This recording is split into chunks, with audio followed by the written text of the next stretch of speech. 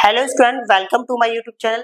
आज हम करेंगे क्लास 9 का जो चैप्टर है थर्ड कोऑर्डिनेट ज्योमेट्री वो करने वाले हैं। उसमें जो सबसे पहला क्वेश्चन है हमारे सामने ये पहला कॉन्सेप्ट जो है हमारे सामने ये okay.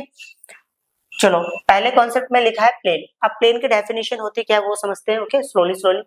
A plane is a two dimensional space. अब ये टू डायमेंशनल स्पेस क्या होता है ओके वो समझेंगे। और a flat surface that extend indefinitely.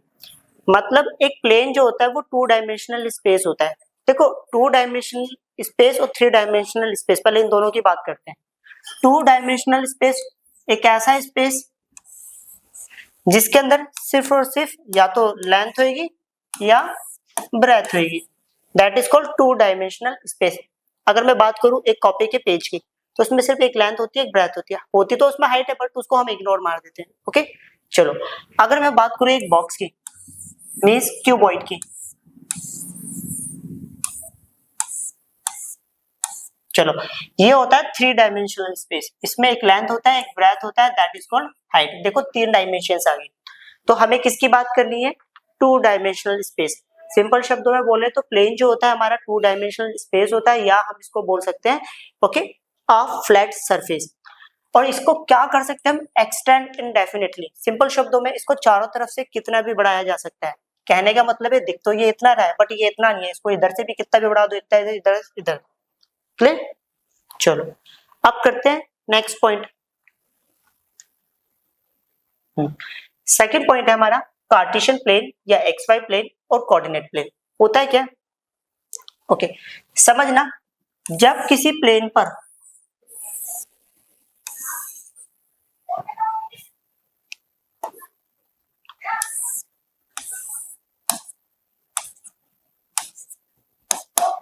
Plane पर दो लाइंस 90 डिग्री पर इंटरसेक्ट करें, ये जो हमारे सामने पूरा एक फ्रेम जनरेट हुआ है, ये पूरा जो भी सिस्टम है इसी को बोला जाता है Cartesian plane, X Y plane या कोऑर्डिनेट प्लेन। मतलब ये पूरी जो चीज हमारे सामने दिख रही है ओके। अब यहाँ पर छोटी छोटी बातें समझिए। इसको बोला जाता है that is called X axis okay. और इस लाइन को हम बोलते हैं horizontal line.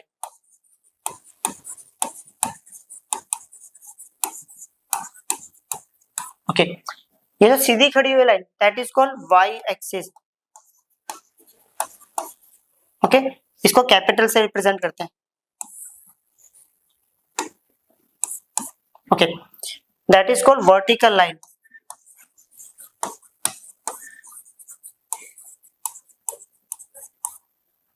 Clear? Next topic करते हैं। हाँ अब यहाँ पे आ गया कोऑर्डिनेट। अब ये कोऑर्डिनेट क्या होता है? When coordinate axis okay. देखो इससे पहले हमें समझना है कि कोऑर्डिनेट एक्सिस क्या होता है। अच्छा ये रहा कोऑर्डिनेट एक्सिस की डेफिनेशन क्या है? Lines which represent the position of a point in a plane. वो लाइंस जो किसी प्लेन पर किसी पॉइंट्स की पोजीशन को रिप्रेजेंट करे या शो करे उसे बोला जाता है कोऑर्डिनेट एक्सिस। देखो सिंपल शब्दों में हमारे पास दो टाइप की कोऑर्डिनेट एक्सिस होती है। एक तो होती है एक्स एक्सिस जो कि अभी हमने पीछे पढ़ा था, दूसरी होती है वाई एक्सिस ओके। और ये होती क्या है? वो लाइंस होती है जो किसी पॉइंट्स की पोजीशन को शो करने के लिए ओके यूज की जाती है। सिंपल शब्दों में आप ऐसे समझिए,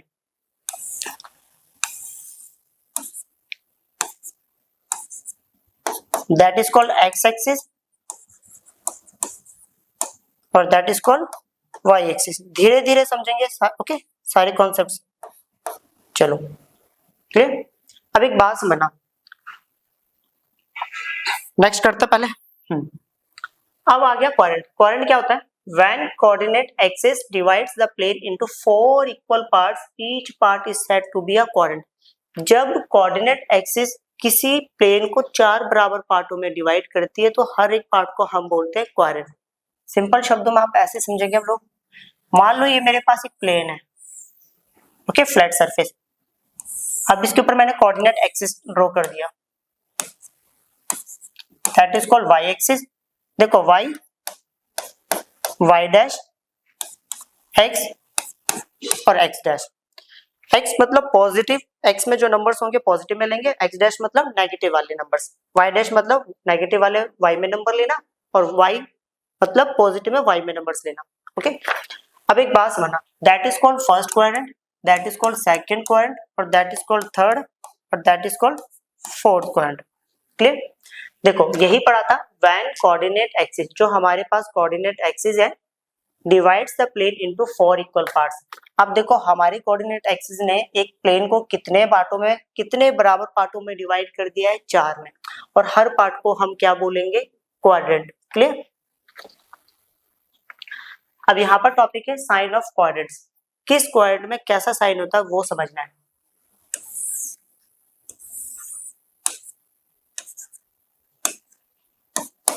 that is called Y dash, मतलब negative Y axis, positive X axis, negative X axis, positive Y axis. Okay, समझना। ओके, अगर देखो यहां से ही पता चल रहा है, अगर मैं इस क्वाड्रेंट की बात करूं, फर्स्ट क्वाड्रेंट की, ये सेकंड, थर्ड और ये फोर्थ, अच्छे से देखना, ये x पॉजिटिव है और यहाँ पर y क्या है, ये भी पॉजिटिव है। मतलब सिंपल शब्दों में बोले तो यहाँ पर जो x का कोऑर्डिनेट होगा वो भी पॉजिटिव होगा और y का कोऑर्डिनेट होगा वो भी क्या होगा, सॉरी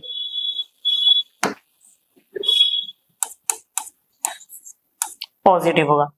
अगर मैं सेकंड पॉइंट की बात करूं, अच्छे से देखेंगे अब हम, यहाँ पर x क्या है, नेगेटिव, और y क्या है, पॉजिटिव। पहले x लेना है फिर y लेना है, तो x तो नेगेटिव है और y कितना है, positive, that is called x और that is called y। Okay, अब देखो फिर दोबारा समझना, अगर मैं इस क्वाड्रेंट की बात करूं, क्वाड्रेंट नंबर थर्ड, तो इसमें x नेगेटिव है और y भी क्या है, नेगेटिव, मतलब x नेगेटिव y भी नेगेटिव। ओके, अगर फोर्थ की बात करें, यहाँ पर x पॉजिटिव है और y क्या है, नेगेटिव, x पॉजिटिव और y negative, that is called x और दैट इज कॉल्ड y। तो यहाँ पता चल गया कि फर्स्ट पॉइंट में क्या साइन होते हैं, सेकंड में, थर्ड में, फोर्थ में। क्लियर? अब थोड़ा सा आगे बढ़ते हैं। अब देखो ये ओरिजिन क्या होता है, intersection point of coordinate axis, जो कोऑर्डिनेट एक्सिस का इंटरसेक्शन पॉइंट होता है उसे बोला जाता है ओरिजिन। ओके, देखो ये हमारे पास कोऑर्डिनेट एक्सिस है,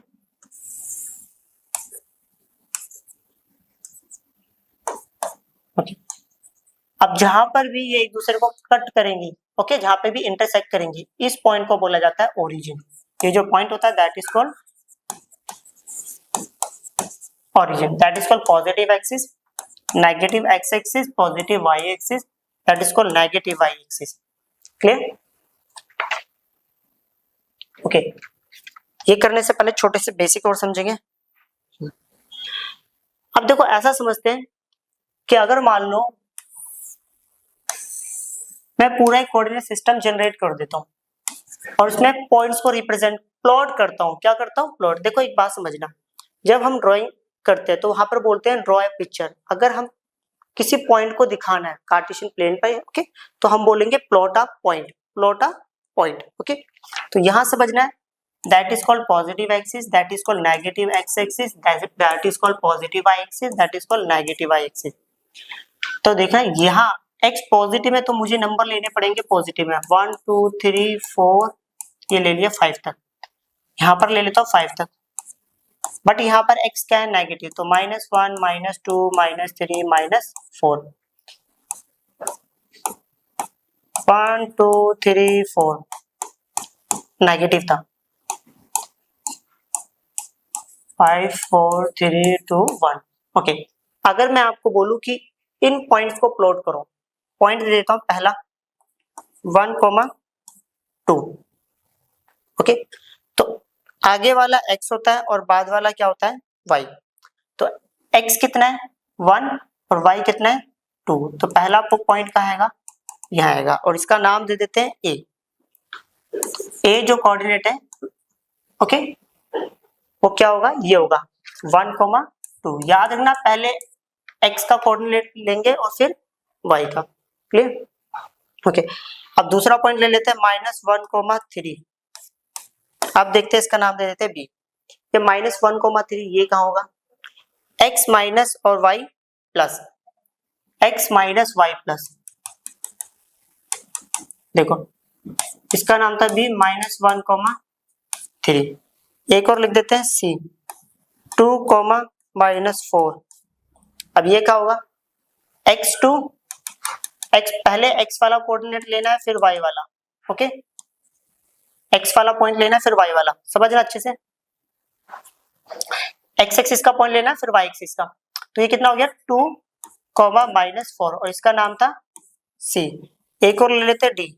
अगर उसमें मैं बोलूं -1, -3 तो ये क्या होगा, चलो इसको ले लेते हैं 3, -3, ओके।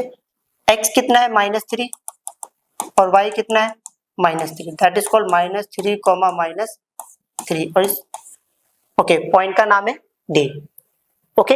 इससे पहले एक छोटी सी बात समझनी है, क्लियर। अब वो क्या है, लेट सपोज देखो समझना, मान लो मैं कोई पॉइंट लिख रहा हूं यहाँ पर a, b, ओके, अच्छे से देखना। अगर मैं इस पूरे को पढ़ रहा हूं तो मैं पढ़ूंगा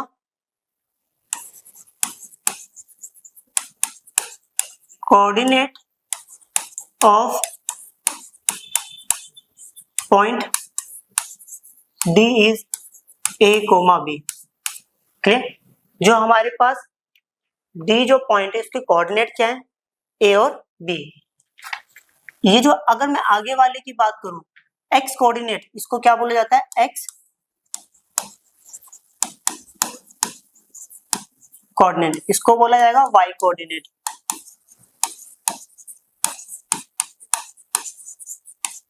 ओके। x कोऑर्डिनेट का दूसरा नाम भी होता है एब्सिसा, y कोऑर्डिनेट का दूसरा नाम होता है ऑर्डिनेट, ओके। अच्छे से बातें ध्यान रखनी है।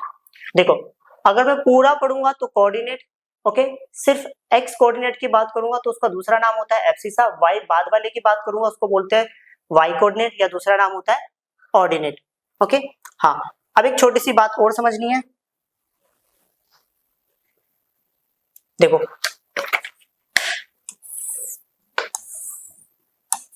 मैं यहाँ पर कुछ पॉइंट्स लिख रहा हूं, समझना है यहाँ पर अच्छे से, that is called x dash, y dash, 1 2 3 4,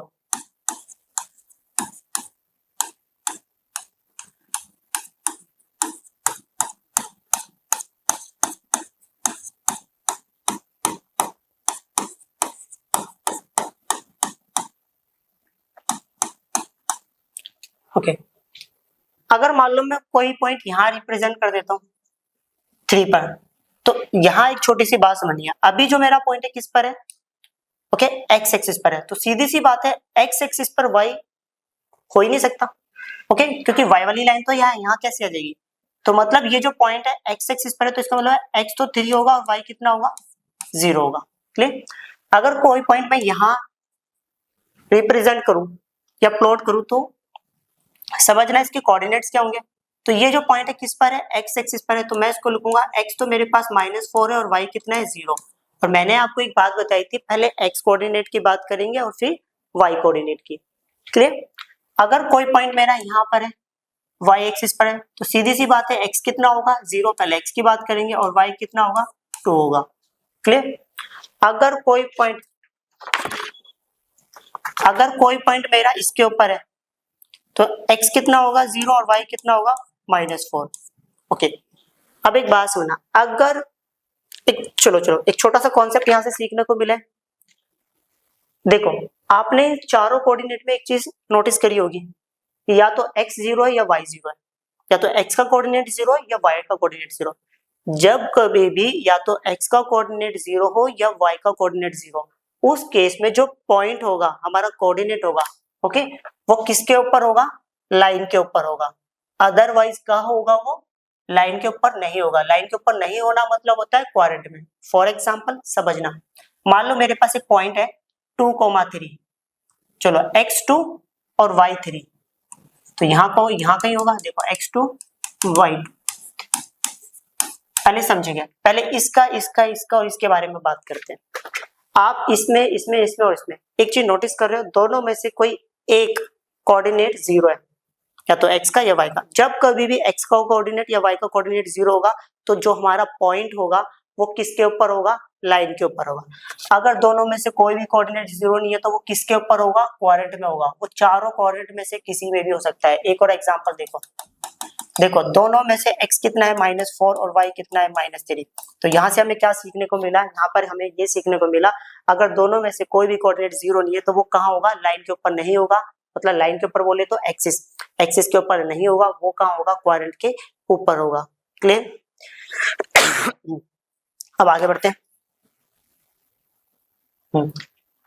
देखो ये जो टॉपिक है mirror image of a point is just a reflection of this point about one of the axis. इन्होंने बोला है कि जो मिरर इमेज होती है वो क्या होता है, एक रिफ्लेक्शन होता है। पहले तो इस रिफ्लेक्शन की ही बात करते हैं, इसका मतलब क्या है। ओके देखो सिंपल शब्दों में एक एग्जांपल देता हूँ, उससे अच्छे से समझाएगा। कभी अगर हमने देखा हुआ, हम गांव वगैरह में जाते हैं या हमारे घर में पानी का एक टब होता है, ओके उसके अंदर पानी भरा हुआ है, लेट्स सपोज जब हम उसके अंदर देखते हैं तो हमें ऐसा लगता है कि हमारी सेम परछाई सेम पानी से सेम हाइट पर या सेम डिस्टेंस पर सेम इमेज दिखती है। सिंपल शब्दों में आप ऐसे समझिए, मान लो ये मेरे पास एक मिरर है, ओके मैं एक पॉइंट यहाँ बनाता हूँ, इस पॉइंट का नाम कुछ भी होगा, व्हाटएवर, मैंने लिख दिया a, b। अगर ये मेरा मिरर है, ये मेरा क्या है, मिरर, और मैं इसको ऐसे देख रहा हूँ, पता जो शाइनिंग सरफेस है वो ये है, ओके। तो अगर मैं इसको ऐसे रखता हूँ तो इसका मतलब है जब ये पॉइंट इसमें दिखेगा तो ये पता कैसा लगेगा, तो ये ऐसा लगेगा कि ये पॉइंट शीशे में देखने पर बराबर डिस्टेंस पर होगा। ओके सिंपल शब्दों में जब हम पानी में कभी ऐसा देखते हैं, अगर नीचे पानी टब में पानी भरा है, देखने पर ऐसा लगता है मेरे सेम इमेज मेरी पानी के अंदर भी बन रही है सेम डिस्टेंस पर। सिंपल शब्दों में इस पॉइंट की जो इमेज होगी रिफ्लेक्शन के साथ कहाँ बनेगी, नीचे बनेगी, ओके और वो भी किसने डिस्टेंस पर, सेम डिस्टेंस पर। ओके सिंपल शब्दों में अभी एक एग्जांपल और दूंगा पॉइंट का, वहां समझेंगे। The mirror image of a point is just a reflection of this point about one of the axis. तो इन्होंने बोला मिरर इमेज जो होती है किसी पॉइंट की वो एक रिफ्लेक्शन होती है किसी एक्सिस के साथ। एग्जांपल दे रहा हूं आपको, find the mirror image of a point along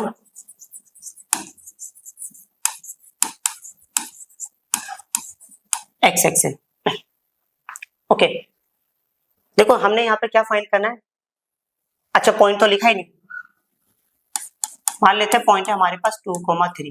okay find the mirror image of a point 2,3 along the x axis. तो इन्होंने बोला है कि जो आपका मिरर होना चाहिए, ओके ऐसे एग्जांपल लेते हैं, जो हमारा मिरर होना चाहिए वो किसके ऊपर होना चाहिए, एक्स एक्सिस के ऊपर होना चाहिए, और जो शाइनिंग सरफेस होना चाहिए वो ऊपर। ओके ये चीज ध्यान रखनी है, क्लियर। देखो पहले तो हमें ये पॉइंट को प्लॉट करना है, समझना बेटा, X X dash Y Y dash.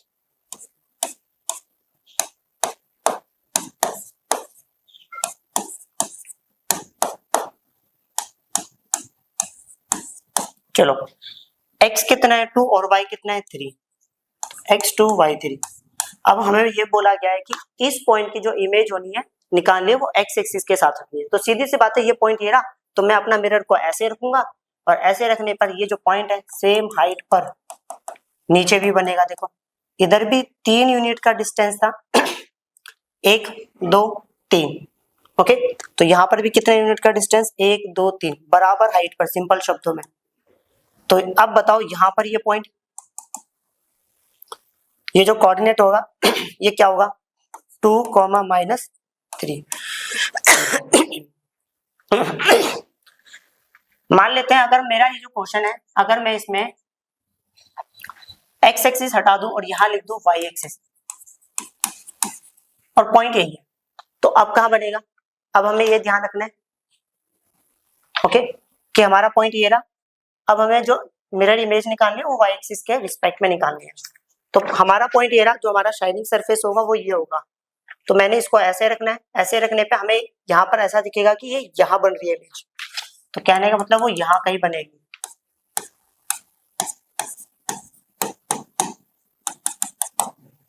Okay sorry गलत बना दिया।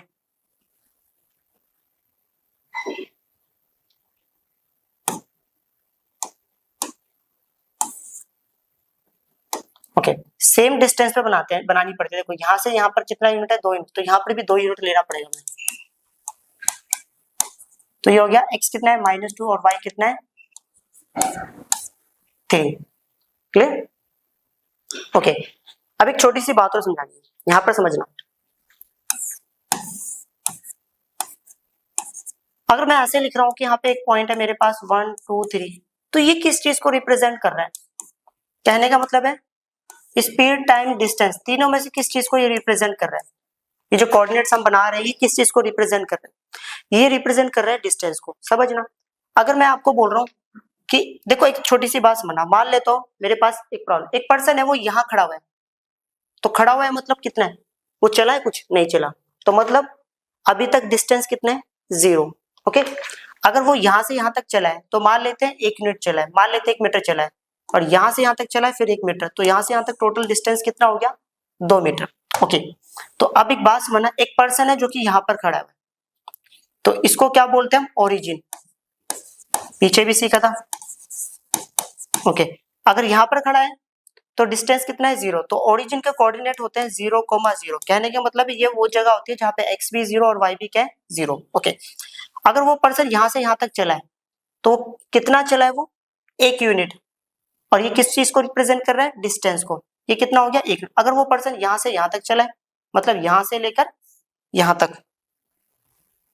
ओके अब वो पर्सन यहाँ से यहाँ तक चला है तो कितना यूनिट डिस्टेंस ट्रेवल करा उसने, 2 यूनिट, 1 यूनिट 2 यूनिट। यहाँ से यहाँ तक चला है तो कितना यूनिट, 3 यूनिट, फिंगर रखनी है बीच में, 1 2 3 यूनिट।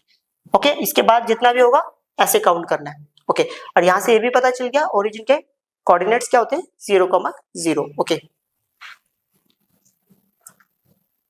हाँ देखो यहाँ पर बताया गया है इस a एक हमारे पास कोऑर्डिनेट है, ओके जिसका x कोऑर्डिनेट है और y कोऑर्डिनेट क्या है b, एक दूसरा कोऑर्डिनेट है, और ये दोनों कोऑर्डिनेट्स क्या कर रखा है, बराबर कर रखा है।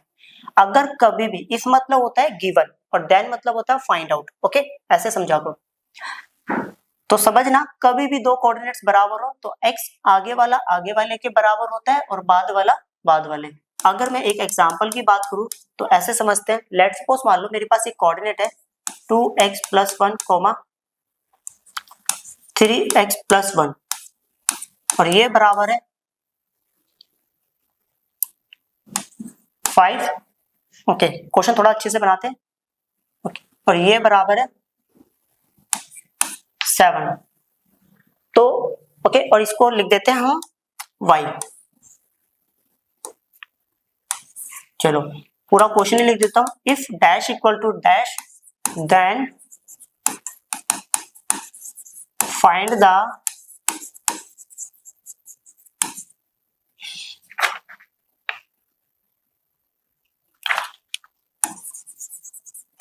Value of x and y।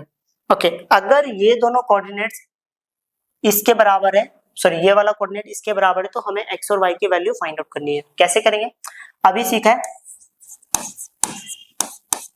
x वाला x वाले के बराबर मतलब आगे वाला आगे बराबर के बराबर, बेसिकली हम आगे वाले को x से रिप्रेजेंट करते हैं। ओके और बाद वाला किसके बराबर बेटा, बाद वाले के।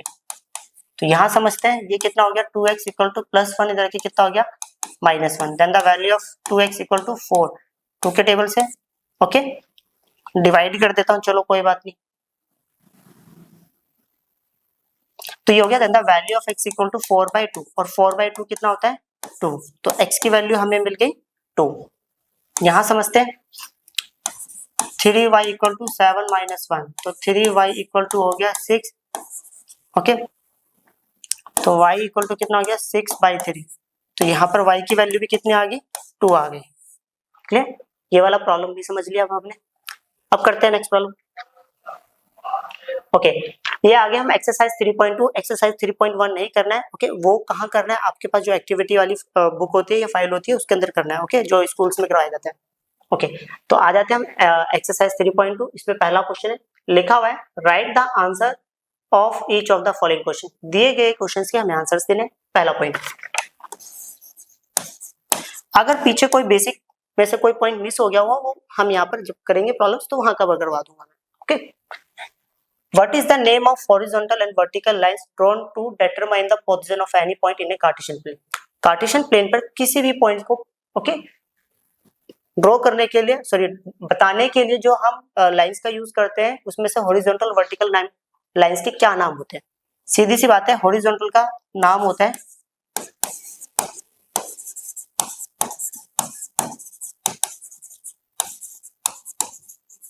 लाइन को हम बोलते हैं एक्स एक्सिस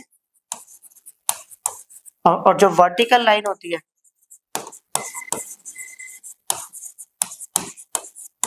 उसको बोला जाता है Y axis. Okay, second point, what is the name of each part of a plane formed by these two lines? Okay, इन दोनों लाइन से प्लेन पर जो भी पार्ट बनते हैं ओके लिखा है ना, what is the name of each part of a plane formed by this. इन दोनों लाइन से देखो जो भी पार्ट बनते हैं हर एक पार्ट का क्या नाम होता है? क्वाड्रेंट। आप ऐसे समझिए, हम लोग एक प्लेन लेते थे, इन लाइनों से जो भी पार्ट बने, कितने पार्ट बने? 4, हर एक पार्ट को क्या बोलते हैं हम? Quadrant. Okay, write the name of the point where these two lines intersect. हमें उन पॉइंट का नाम लिखना है जहां पर ये दोनों लाइन इंटरसेक्ट कर रही है। जहां पर ये दोनों लाइन एक दूसरे को काट रही है इस पॉइंट का नाम क्या होता है? Origin.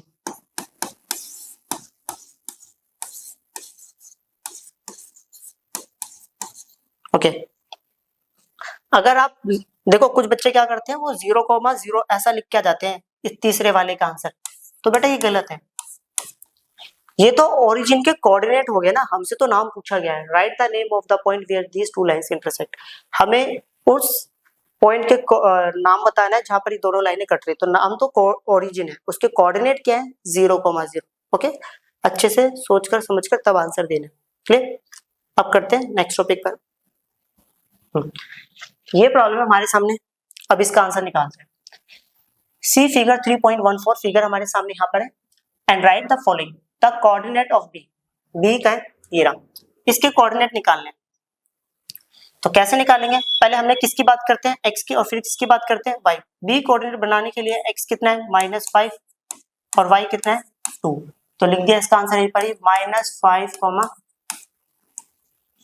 2। Okay, the coordinate of C.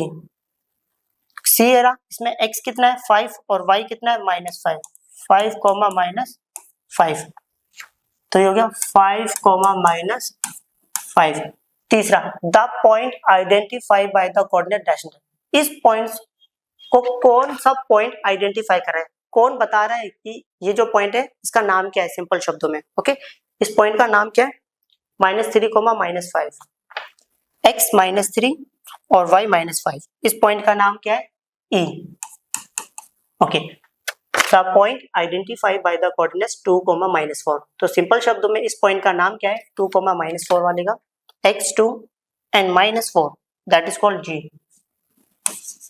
Okay, the abscissa of point D। Abscissa मतलब होता है x कोऑर्डिनेट, पीछे हमने पढ़ा है। पॉइंट D का x कोऑर्डिनेट कितना है? अब पॉइंट D है कहाँ? ये रहा पॉइंट D, इसका x कोऑर्डिनेट कितना है? 6। Okay, the ordinate of point H। Point H का है ये रहा। ऑर्डिनेट मतलब होता है y कोऑर्डिनेट। पॉइंट H का y कोऑर्डिनेट कितना है? -5। देखो पॉइंट H ये रहा, सॉरी गलत बोल दिया। पॉइंट H का y कोऑर्डिनेट तो -3 है, वो तो x कोऑर्डिनेट है, ये x वाली लाइन है ना, दैट इज कॉल्ड y वाली लाइन। ओके, तो ये कितना हो गया? -3। द कोऑर्डिनेट, देखो ऑर्डिनेट और कोऑर्डिनेट अलग होता है। The coordinate of point L। Point L है कहाँ? ये रहा। अब जो पॉइंट L है वो y एक्सिस पर है। अब सीधी सी बात है, y वाली लाइन पर x तो 0 ही होगा और y कितना है यहाँ पर? 5। तो कोऑर्डिनेट कितने हो गए इसके? 0,5। Okay, 7th, the coordinate of point M। अब पॉइंट का है M, ये रहा, इसके कोऑर्डिनेट निकालने। ये किस वाली लाइन पर है? x वाली लाइन पर है, तो x वाली लाइन पे है कितना? -3 और y कितना है? 0। क्लियर? चलेगा -3, 0। क्लियर? अच्छा,